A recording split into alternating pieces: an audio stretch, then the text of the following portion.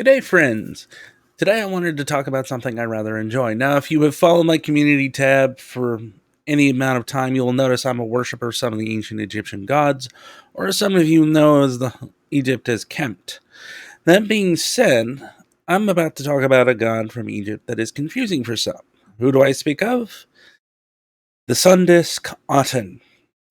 Now, the reason, pardon me, the reason Aten is so confusing is that he doesn't fit into the mythology of the pantheon. While in all fairness, the gods of Kemp don't have a canon set of myths, as the myths and legends and relationships changed over thousands of years of worship.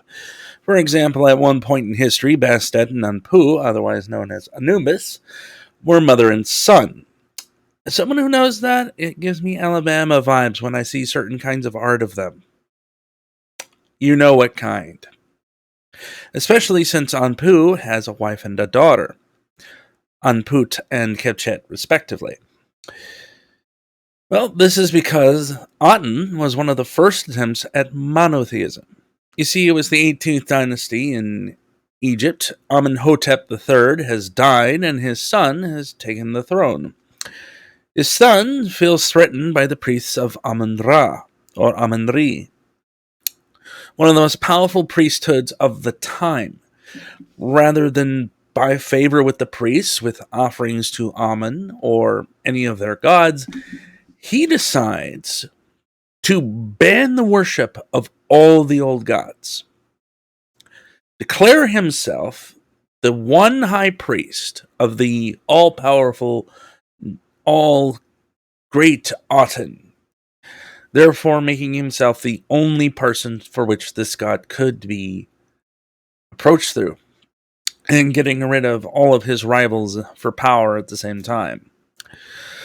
So, he has all the statues of the old gods destroyed, their names were to be erased, their temples shut down, and on top of this, Akhenaten moves the capital of the land from its ancient sacred place to a new one across the Nile named Amarna. Now, surprising to no one, doing this caused more than a little civil unrest, especially as soon as the plagues, famine, and raiding enemy armies started becoming a common thing in his reign. The people hated this man, with good reason, with what the Egyptians would definitely justify as considered as justified zeal. Now, understand, names, imagery, writing were extremely important to ancient Egyptian religion. In fact, to destroy the imagery, written record, and statues of someone was to kill them in the ancient Egyptian belief in the afterlife. Now, so what? Oh, hello, cat. Yes. Hello, son of Bast. How are you? Come here. Furry one once loves. Anyway, back to where I was. Now, basically, what Akhenaten had just tried to do was he attempted to Kratos the gods of Egypt. So you can imagine, with all of this going on, as far as the people of Egypt were pretty well concerned, the pharaoh just tried to kill the gods, and now the gods are trying to kill us. He was not a very popular man, as far as I remember. He had multiple assassination attempts on his life. Strangely, he died of a disease, not of being stabbed to death. So I guess the gods got their vengeance at the end of the day. Needless to say, what happened after his death was that the Aten was completely demolished. The religion was destroyed utterly. Effectively, any written record of Aten was removed, and his wife Nefertiti and his son, Tutankhamun, yes, that Tutankhamun, were forced to renounce his religion and renounce his god. On top of this, while Akhenaten was buried as the norm for pharaohs, his burial was slightly different.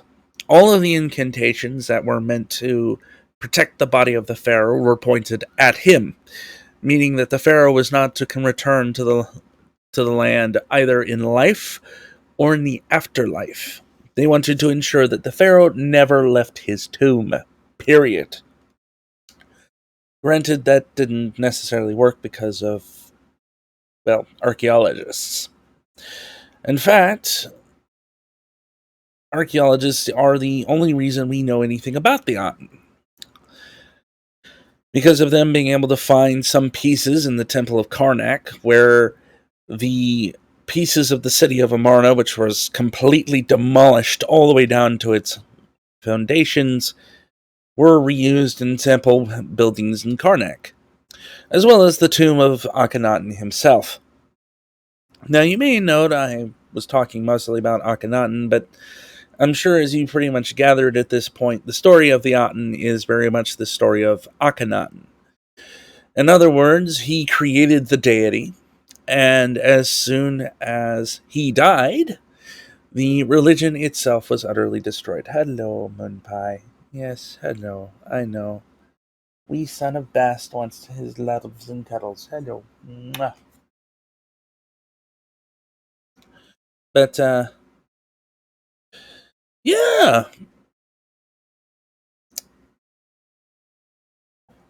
Hi, kitty. Yes, you're being the furry distractant. So, yeah, that's pretty much the story of the Aten. Essentially, it was a god created to utterly replace all of the lords and ladies of ancient Kemet.